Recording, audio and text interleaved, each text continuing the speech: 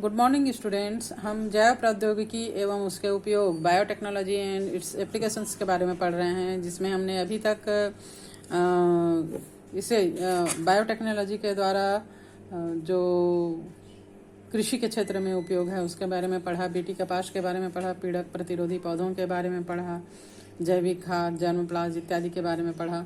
आज हम देखते हैं कि चिकित्सा में जैव प्रौद्योगिकी का उपयोग क्या है। बायोटेक्नोलॉजी एप्लीकेशंस इन मेडिसिन्स, है ना, चिकित्सा के क्षेत्र में इसका क्या उपयोग होता है। पिछले कुछ वर्षों में रिकॉम्बिनेंट डीएनए प्रौद्योगिकी ने औषधि या मेडिसिन्स और स्वास्थ्य सुरक्षा के क्षेत्र में बहुत ही महत्वपूर्ण भूमिका निभाई है और इस टेक्नोलॉजी को यूज करके एक सुरक्षित और अत्यधिक प्रभावी चिकित्सीय औषधियों का अधिक मात्रा में उत्पादन संभव हो सका है।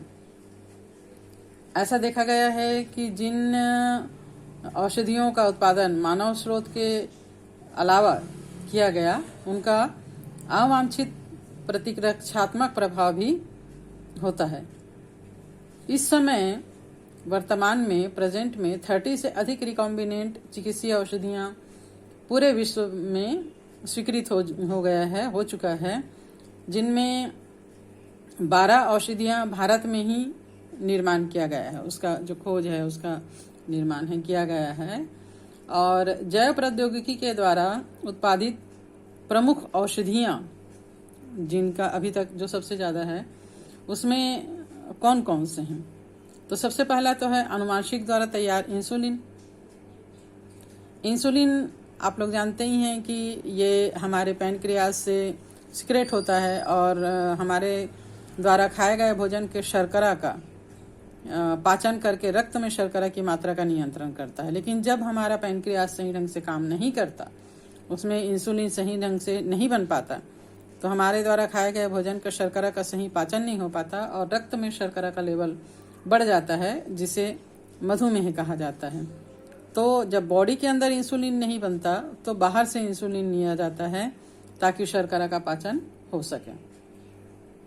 प्रयोगशाला में इंसुलिन के जीन का कृत्रिम संश्लेषण कर संश्लेषित जीन को ई कोलाई जीवाणु के प्लाज्मिड में जोड़कर ह्यूमन इंसुलिन का निर्माण अभी बायोटेक्नोलॉजी की मदद से किया जा रहा है।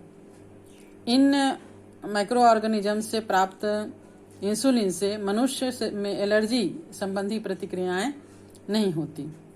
पहले मधुमेह रोगियों के लिए जो इंसुलिन का उपयोग है वो जानवरों को और सूअर वगैरह को मारकर उनके अग्न्याशय से निकाला जाता था और इससे जो है वो अगर किसी रोगी को ये बेनिफिट इसका नहीं हुआ तो इससे एलर्जी हो जाती थी और दूसरी खतरनाक टाइप के जो नुकसानदायक लक्षण बॉडी के अंदर होने लगता था।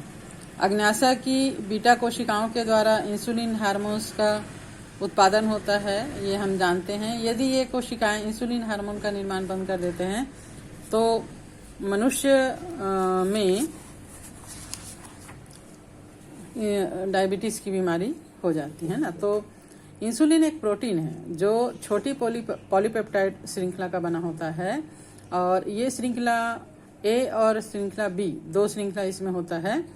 श्रृंखला ए में 21वें स्थान पर जो अमीनो अम्ल होता है और श्रृंखला बी में 30वें स्थान पर जो अमीनो अम्ल होता है, दोनों श्रृंखला एक दूसरे से डाइसल्फाइड बंध के द्वारा जुड़ा रहता है।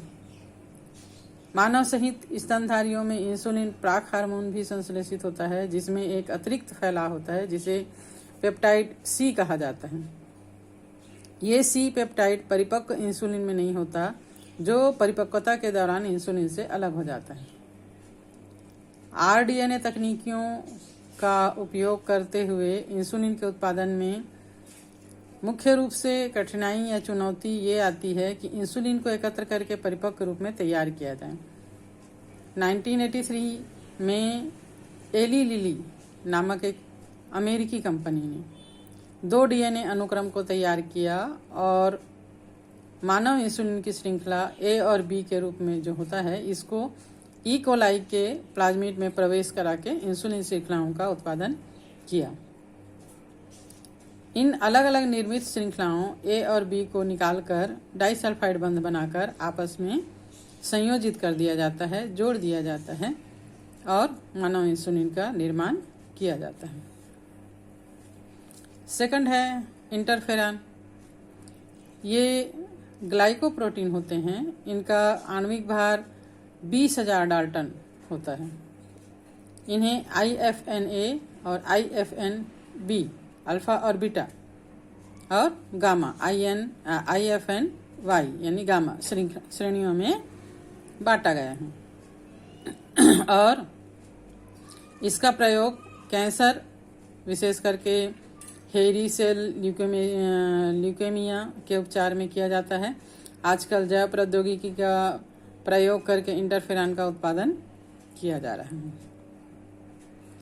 मानव वृद्धि हार्मोन, ह्यूमन ग्रोथ हार्मोन। इस हार्मोन का उपयोग मनुष्य में बौनापन को दूर करने के लिए, हाइट बढ़ाने के लिए किया जाता है। औद्योगिक स्तर पर हार्मोन्स का उत्पादन जीवाणु ई कोलाई में जीन क्लोनिंग के द्वारा किया जाता है। टीका या वैक्सीन का निर्माण, वैक्सीन प्रिपरेशन। बायोटेक्नोलॉजी के माध्यम से कई प्रकार के वैक्सीन मेडिसिन्स बनाए गए हैं, जैसे हेपेटाइटिस बी है ना, मलेरिया, इन्फ्लुएंजा, छोटी माता, HIV, हर्पीस, इनका सब वैक्सीन का निर्माण हुआ है। ऐसे खतरनाक बैक्टीरिया और वायरस के अनुवांशिक अभियांत्रिकी के द्वारा टीका बनाना आसान, सस्ता और निरापद होता है। मोनोक्लोनल एंटीबॉडीज, इसका उत्पादन हाइब्रिडोमा प्रौद्योगिकी का उपयोग कर किया जा रहा है। इसका उपयोग एलर्जी का पता लगाने के लिए, वायरस संबंधी बीमारियों का पता लगाने के लिए और कुछ विशेष प्रकार के कैंसर का पता लगाने के लिए किया गया है। मोनोक्लोनल एंटीबॉडी प्रौद्योगिकी में इम्यून रेजेंट्स बनाने में मदद मिलती है, जिनसे पौधों में रोगों की पहचान और उससे बचाव किया जा सकता है। तो आई थिंक कि आज हम इतना ही पढ़ें और इसके आगे का चैप्टर जो है वो नेक्स्ट डे पढ़ेंगे।